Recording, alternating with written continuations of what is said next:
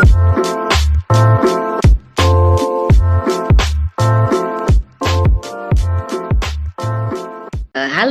Assalamualaikum semua para sahabat dan teman-teman dimanapun Anda berada. Pagi ini selalu ada yang spesial ya dari obrolan YouTube kami ya, Kak Bahasa dan kita. Karena kita akan ngobrol dengan narasumber saya. Narasumber saya hari ini adalah sahabat saya ketika kami kenal dulu ketika sedang sama-sama studi di sebuah negara begitu ya. Nanti kita akan cerita lagi tentang ini. Saya langsung aja kenalkan Mbak Anissa Burhan, atau sebetulnya saya lebih suka memanggil Mbak Ica gitu ya. Selamat pagi Mbak Ica, Assalamualaikum. Pagi Mbak Evi, Waalaikumsalam warahmatullahi wabarakatuh. Mbak Ica ini adalah dosen di Universitas Gajah Mada. Jadi saya yakin sih Mbak Ica sedang berada di the special region of Yogyakarta begitu ya. Semoga benar ya, Mbak Ica sedang di Yogyakarta saat ini? Iya, saya lagi di Jogja sekarang. Iya. Di Jogja. Mbak Ica, kita hari ini ngobrol tentang ringan-ringan aja tentang keluarga kita ya. Tapi mungkin instead of gossiping, kita akan ngobrolin tentang bagaimana Mbak Ica dan keluarga itu menggunakan bahasa gitu ya. Nah, tapi sebelum jauh ke sana, boleh nggak Mbak diceritain sedikit latar belakang keluarga Mbak Ica? Dari mana sebetulnya Mbak Ica itu berasal? Apakah dari Jogja atau dari daerah lain? Latar belakang suku dan lain sebagainya. Ya, silakan Mbak Ica, ceritakan sedikit saja. Oke, ya makasih banyak Mbak Evi. Pertama-tama atas undangannya, terima kasih juga atas kesempatannya buat bisa ikutan di project menarik banget Mbak Evi. Saya sendiri tuh sebenarnya lahirnya di Kalimantan Tengah, Palangkaraya. Kalau ngomongin suku, ayah saya itu separuh Bakumpai itu salah satu apa ya namanya, itu juga kesukuan gitu di Kalimantan Tengah, orang menyebutnya Dayak Bakumpai gitu ya. Terus kemudian tapi ayah juga ada Kalimantan Selatannya gitu, yaitu ayah itu orang Kandangan. Nah, Kandangan tuh salah satu daerah juga di Kalimantan Selatan. Kemudian kalau ibu saya itu orang Kalimantan Selatan. Beliau lahir di Marabahan. Marabahan itu dekat dengan Banjarmasin lah areanya. Gitu. Jadi, nah, saya sendiri lahirnya di Palangkaraya. Saya di Palangkaraya karena ayah ibu bertemunya di kota Palangkaraya, Kalimantan Tengah. Gitu, gitu ya. Jadi sebetulnya ada perkawinan antar suku, betul nggak begitu, Meca? Ya betul. Nah, kalau dari sisi bahasa saya tertarik nih.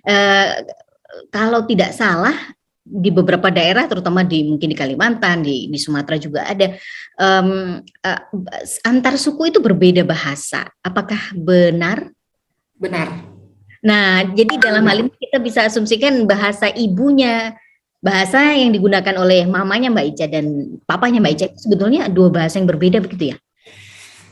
Sebetulnya bisa dikatakan begitu, namun karena ayah saya lebih banyak tinggal di Kalimantan Selatan, jadi bahasa yang digunakan ibu dan ayah saya itu kurang lebih sama.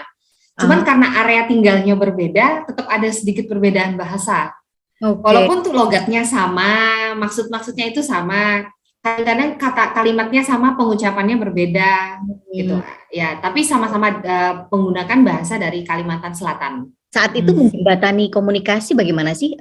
Apakah ada mungkin language selection tertentu atau misalnya code selection ya, ayah dan ibu itu membuat keputusan barangkali ya, baik secara eksplisit maupun implisit ya, untuk menggunakan bahasa dengan Mbak Ica sebagai anak-anak, sebagai putranya beliau. Oke. Kalau penggunaan bahasa, orang tua saya menyatakannya secara eksplisit sejak kecil. Sejak saya udah bisa diajak bicara, mereka menyatakan pada saya bahwa kita membiasakan untuk berbahasa Indonesia, ya. Gitu. Ya, karena yaitu tadi perbedaan bahasa bapak dan ibu, walaupun nggak terlalu jauh, tapi kita tinggalnya di Kalimantan Tengah, di Palangkaraya. Nah, yang mana itu kalau Kalimantan Tengah itu bahasanya itu Dayak. Oke. Jadi bukan bahasa Banjar, kalau bapak ibu saya itu nyebutnya bahasa Banjar. Unik Kalau di juga. Kalimantan Tengah itu bahasa Dayak. Nah, kemudian memang lingkungan ada yang berbahasa Banjar, ada yang berbahasa Dayak gitu ya. Tapi orang tua menginginkan saya dan adik-adik saya itu berbahasa Indonesia. Memang pada saat itu beliau berdua menyampaikannya lebih kepada agar bisa lebih bersosialisasi di sekolah dengan mudah gitu, karena di sekolah pasti menggunakan bahasa Indonesia. Kalaupun teman-temannya menggunakan bahasa daerah, di kelas pun pasti akan berbahasa Indonesia gitu. Nanti teman-teman juga akan berbiasa kok bahasa Indonesia. Jadi awalnya saya cepat bertanya, kenapa saya nggak belajar bahasa Banjar, kenapa saya nggak belajar bahasa Dayak dari mama dan papa gitu. Karena menurut mereka bahasa ibumu pertama biar bahasa Indonesia dulu gitu. Dulu memang disebutin secara eksplisit, Mbak. Dan surprisingly waktu saya kecil tuh saya udah paham gitu. Itu waktu TK saya diajak ngomong kayak gitu tuh. Ini unik banget loh. Unik dalam arti gini, beberapa orang tua memang memilih untuk family language policy itu dinyatakan secara implisit gitu. Jadi ya sudahlah ikut aturan orang tua gitu ya. Tapi ini unik bahwa orang tuanya Mbak Ica itu mungkin memang, kalau saya asumsikan sih moderat ya. Artinya itu memang betul-betul ingin anaknya dari awal tahu ini adalah kebijakan yang kita ambil dan ini gitu. Nah, Mbak Ica, boleh tahu nggak? Dulu ketika masa kecilnya Mbak Ica itu di dalam rumah apakah ada extended family? Artinya apakah ada nenek atau mungkin keluarga besar lain, atau adakah misalnya helper begitu atau ini? Di rumah iya ada extended family dan itu berganti-ganti sepanjang hidup saya. Nah, yang paling attach dengan saya itu adalah helper dan nenek memang. Jadi kalau helper kita tuh jarang mengambil helper dari luar, terutama yang mengasuh saya sih dan adik-adik saya yang nomor 2. Helper itu adalah keluarga kita sendiri yang memang mau kuliah di salah satu universitas di Palangkaraya tempat saya tinggal, sehingga selain dia kuliah dia membantu menjaga saya gitu, mengawasi saya aja di rumah gitu. Nah, helper ini karena keluarga sendiri tadi ya, keluarganya dari mama, beliau itu dari salah satu daerah juga di Kalimantan Selatan namanya Anjir. Oke. Ini Anjir. Bahasa yang beliau gunakan tuh juga bahasa Banjar. Kemudian kalau yang lain lagi, satu lagi yang lebih attach adalah nenek. Nah, nenek ini dua-duanya ada, dari papa, dari mama ada. Ini yang menarik sih, Mbak. Jadi dua-duanya memang berbahasa Banjar, tapi bahasa Banjarnya nenek dari mama dan nenek dari papa itu logatnya berbeda, logat dan cara penyampaiannya itu berbeda, walaupun bahasanya sama. Oke. Ya, jadi ada yang extended family yang attach itu ada. Oke, jadi kalau digambarkan seperti apa Mbak Ica, kan orang tua tadi ya secara umum atau secara itu menggunakan bahasa Indonesia. Lalu nenek yang notabene tinggal bersama itu menggunakan bahasa daerah gitu atau bahasa lokal. Jadi kalau Mbak Ica bisa gambarkan seperti apa penggunaan bahasa sehari-hari di lingkup keluarga Mbak Ica waktu itu? Oke, kalau penggunaan bahasa sehari-hari, saya jadi bayanginnya tuh saya jadi beberapa lingual ya. Saya sama orang tua itu udah pasti bahasa Indonesia. Nggak pernah saya sama orang tua pakai bahasa lain selain bahasa Indonesia. Bahkan sampai saya besar, saya masih pakai bahasa Indonesia. Kalau sama nenek, nah itu pakai bahasa daerah. Jadi waktu itu saya belajar bahasa daerah. Ya berawal dari nenek itu, dari nenek dua-duanya itu, dari bahasa daerahnya papa dan bahasa daerahnya mama, dari kedua nenek saya itu. Sebetulnya kalau nenek dari mama itu kan mantan kepala sekolah ya, sehingga beliau sebenarnya biasa berbahasa Indonesia. Tapi mungkin beliau nggak tahu, kalau sama saya tuh mungkin lebih nyaman gitu pakai bahasa Banjar, jadi pakai bahasa Banjar. Tapi kalau nenek dari papa, itu memang pure beliau tuh hampir nggak pernah gitu menggunakan bahasa Indonesia, jadi ya selalu bahasa Banjar. Pelan-pelan mungkin karena saya dari kecil ya terbiasa, jadi cepat belajarnya, tahu oh ini apa itu apa. Jadi kadang-kadang kalau orang tua saya berbahasa selain Indonesia lagi bicara berdua dengan bahasa Banjar gitu, saya jadi ngerti gitu, walaupun ketika sama saya nggak pakai bahasa daerah, saya pakai bahasa Indonesia. Oke. Menarik ini, menarik banget. Oke, Mbak Ica, selama ini apakah keluarga Mbak Ica itu berpindah-pindah tempat atau tidak? Dan seperti apa? Ya, berpindah. Baik tidak berpindah-pindah maupun berpindah-pindah itu bagaimana itu pengaruhnya terhadap tadi perkembangan bahasanya Mbak Ica dan saudara-saudara. Mungkin bisa diceritain sedikit, Mbak. Baik. Kalau berpindah-pindah, iya berpindah-pindah ya, karena kan saya aslinya Kalimantan, sekarang saya end up di Jogja ya. Jadi dulu pindah pertama itu adalah kelas 1 SD sampai kelas 3. Karena mamah melanjutkan S1 di Jogja. Jadi waktu menikah masih D3 kalau saya nggak salah ya. D3 ya benar. Terus pindah kita ke Jogja. Kemudian setelah ibu selesai sekolah, gantian papa yang selesai. Tapi namanya anak-anak pengennya ikut ibunya, kita balik lagi ke Kalimantan. Nah, balik lagi ke Kalimantan, tidak sampai papa selesai. Jadi papa selesai itu, ya kami masih di Kalimantan tetap, sampai saya kelas 3 SMP, Mbak. Kelas 2 SMP. Saya lanjut kelas 3 SMP-nya di Jogja. Nah, itu sampai sekarang pendidikan saya ya di Jogja. Wow. Itu pindah-pindahnya. Jadi cuma antara Palangkaraya, Jogja gitu. Nah, kalau pengaruhnya terhadap perkembangan bahasa, ini yang saya rasa loh ya, Saya merasa saya nggak maksimal jadinya di satu bahasa itu saya nggak maksimal. Ya, baik di bahasa Banjar maupun di bahasa Jawa. Mau nggak mau saya kan harus belajar bahasa Jawa ya Mbak. Kalau saya pindah ke Jogja, bukan masalah lingkungannya yang berbahasa Jawa, misalnya tetangga bahasa Jawa tuh sebenarnya enggak. Tapi di sekolah kan ada pelajaran wajib berbahasa Jawa tuh. Nah, jadi nggak maksimal gitu saya pindah nanti Kalimantan lagi terus ke Jogja lagi gitu, saya merasa nggak maksimal sama sekali gitu. Walaupun saya tahu kalau orang ngomong bahasa Jawa saya bisa paham. Nah, menurut saya itu jadi itu yang membuat saya merasa saya tuh nggak maksimal. Jadi saya hanya mengerti ketika orang bicara, ketika saya harus membahasakan sayanya bingung. Jadi di situ yang saya rasakan sebenarnya karena pengaruh pindah-pindah ini tadi. Oke. Jadi kemampuannya itu semacam pasif gitu ya. Jadi Mbak Ica itu paham, tapi tidak mungkin di tataran produktif belum bisa ya. Nah, Mbak Ica, ini tambah menarik sih sebenarnya. Tambah menarik artinya dalam konteks ini adalah perpindahan tadi somehow walaupun ada tipis-tipis tadi pengaruhnya, tetap ada pengaruh ternyata ya Mbak Ica ya. Pada diri Mbak Ica sendiri. Nah, sekarang kita agak maju ke depan Mbak Ica.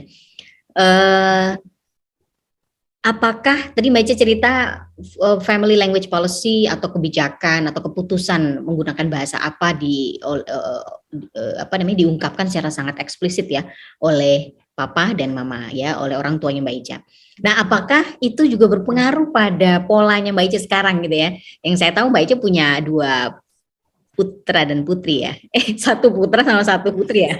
Oke. Nah itu bagaimana Mbak? Apakah oke deh aku copy paste deh policy-nya orang tuaku, atau sebenarnya Mbak Ica enggak, I'm going to create a new one gitu. Yang mana saat ini yang dilakukan oleh Mbak Ica? Ya. Kalau mengcopy paste lah enggak juga kayaknya. Saya tidak pernah menyatakan secara eksplisit sama anak-anak saya, kita harus berbahasa Indonesia ya gitu. Enggak juga sih. Enggak ya?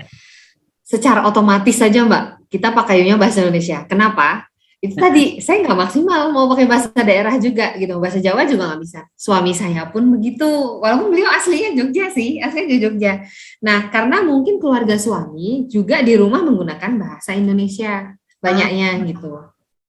Oke. Mbak Ica boleh ceritain sedikit nggak? Sekarang kalau tadi kan Mbak Ica ya. Nah sekarang ceritain suami dong sebentar. Ini bukan cerita suami, ya, bukanlah, tapi latar belakang suku dan lain sebagainya supaya kita punya konteks ya seperti apa ya keluarga Mbak Ica. Oke. Ya, kalau suami itu sepemahaman saya orang Jogja asli ya, karena mereka sejak awal tinggalnya di Jogja gitu. Jadi kalau ngomongin soal bahasa ya bahasa yang dipakai itu bahasa Jawa, benar-benar bahasa Jawa.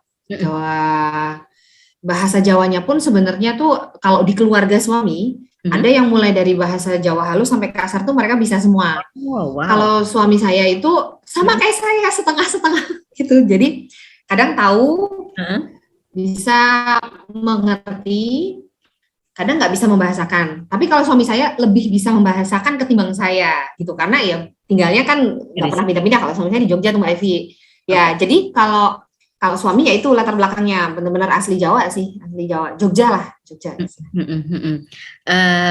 Dan apakah selama Mbak Ica dan suami menikah, itu penggunaan bahasa antara Mbak Ica dan suami bahasa Indonesia ya? Atau sedikit-sedikit kadang campur?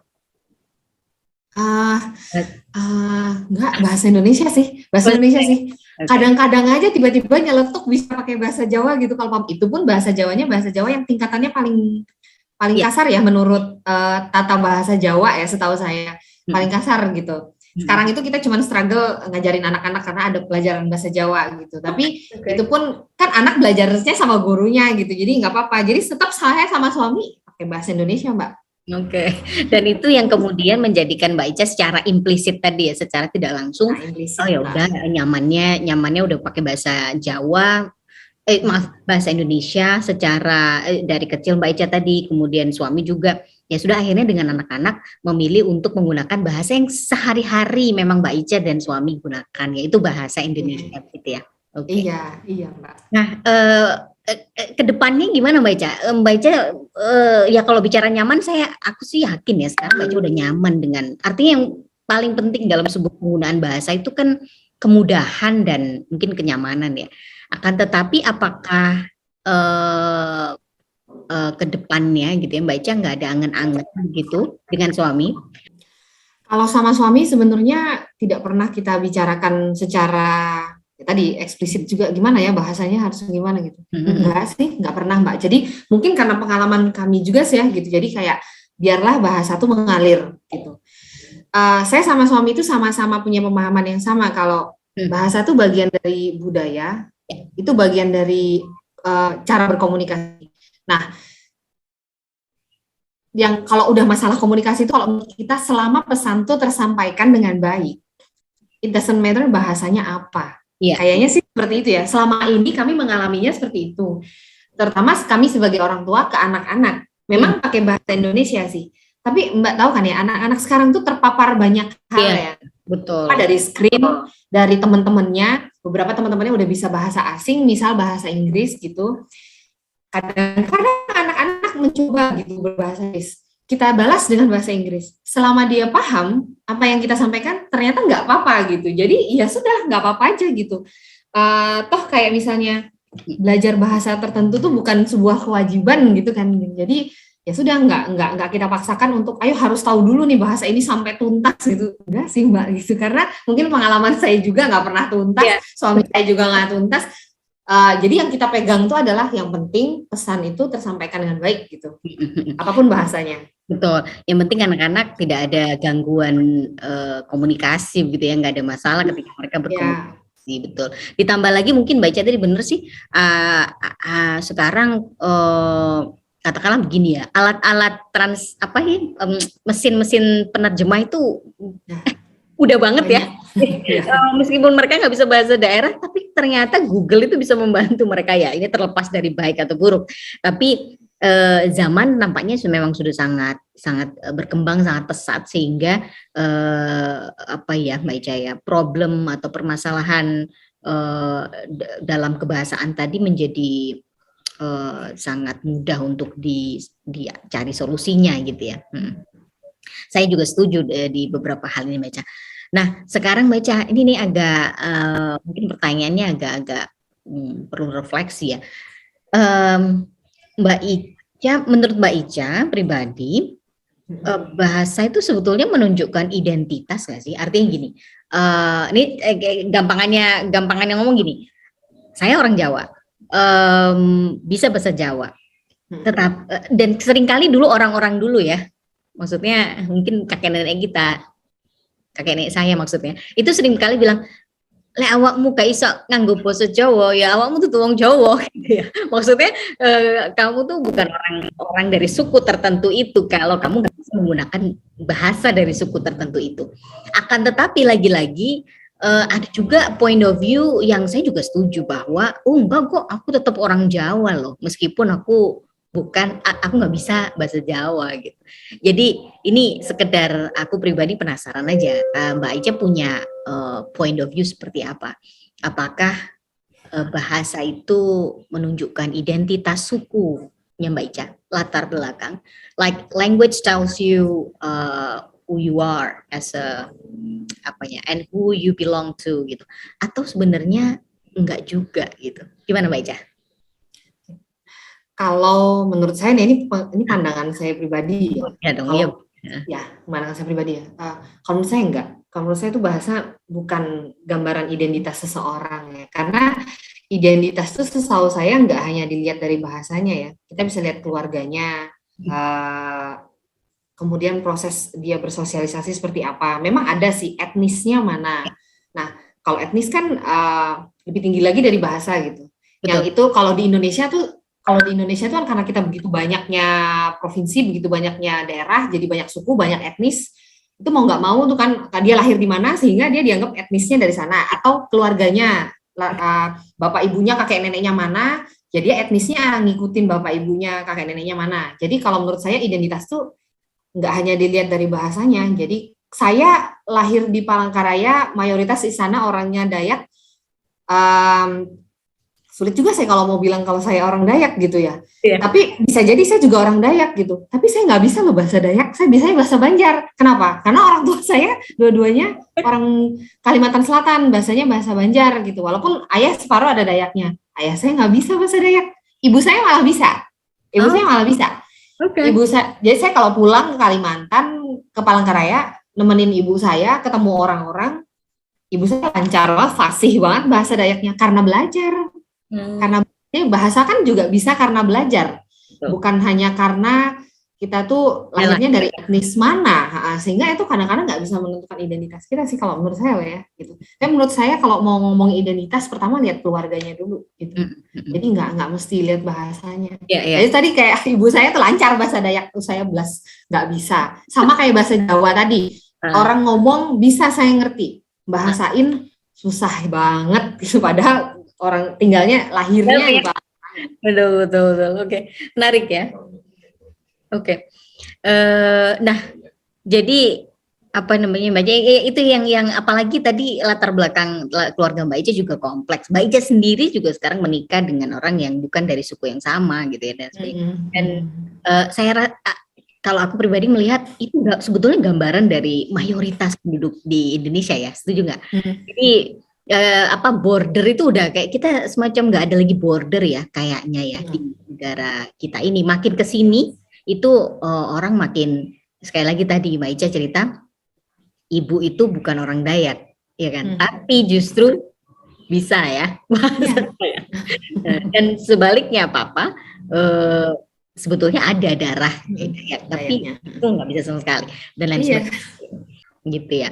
Jadi aku setuju banget ya, cerita Mbak Ica itu memang menggambarkan kompleksitas ya, segitu kompleksnya sebenarnya situasi multilingual di ini. Nah, Mbak Ica sekarang tinggal di Yogyakarta dan mengajar di sebuah kampus yang besar begitu ya. Aku yakin banget UGM itu adalah tempat di mana semua daerah terwakili ya kayaknya ya. Iya betul itu, betul dari Sabang sampai Merauke mahasiswa ada. Dosennya juga ada. Nah itu, ceritain dong Mbak Ica gimana sih kalau boleh tahu sedikit aja praktek kebahasaan sehari-hari di lingkungan UGM. Apakah memang seperti apa kalau Mbak Ica bisa menggambarkan sedikit aja? Ya, saya mungkin belum terlalu lama hitungannya ya kalau di UGM. Kemudian kepotong pandemi lagi ya 2 tahunnya. Tapi karena saya berkuliah di sana, pernah jadi asisten juga di kampus gitu, jadi pernah bekerja dengan beberapa dosen juga gitu ya. Ngomong-ngomong soal bahasa, mostly pakai bahasa Indonesia yang baik dan benar sih Mbak, terutama sesama dosen sedang berdiskusi atau berbicara lah, menyampaikan apapun gagasan gitu ya, dalam kondisi yang formal maupun tidak formal. Itu rata-rata saya lihat menggunakan bahasa Indonesia. Mungkin kalau lagi akrab-akrab aja sambil makan di kantin, atau lagi duduk-duduk di bawah pohon rindang, nyemil-nyemil apa, ada 1-2 ngobrol dengan bahasanya sendiri. Ya ada bahasa Jawa misalnya ya, mostly bahasa Jawa ya. Ya ada juga sih Mbak gitu. Tapi kalau untuk keseharian kegiatan akademik itu ya berbahasa Indonesia ya. Indonesia ya. Berkomunikasi misalnya di luar pengajaran gitu, diskusi riset tapi ya pakai bahasa Indonesia, Mbak. Kalau di at least di fakultas saya yang saya lihat, Fakultas Ekonomika dan Bisnis. Betul. Kalau misalnya membandingkan di UM misalnya dia, aku tuh masih menemukan di dalam kelas memang strict kita pakai bahasa Indonesia karena memang menjembatani tadi ya, mungkin ada orang dengan background bahasa yang berbeda. Tapi begitu keluar kelas itu, waduh anak-anak itu udah langsung dengan temannya tapi memang catatannya adalah dengan teman sesama etnis tertentu ya.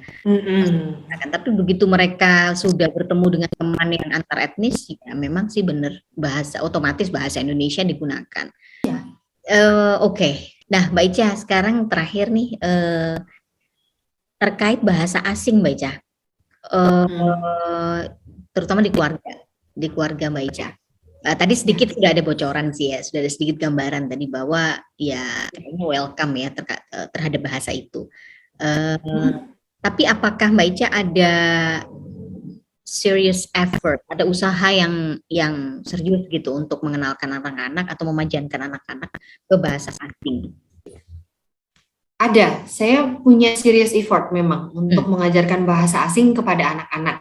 Tapi saya balik dulu lihat kondisi anaknya kayak gimana. Anak saya itu ada dua-duanya tuh berbeda jauh.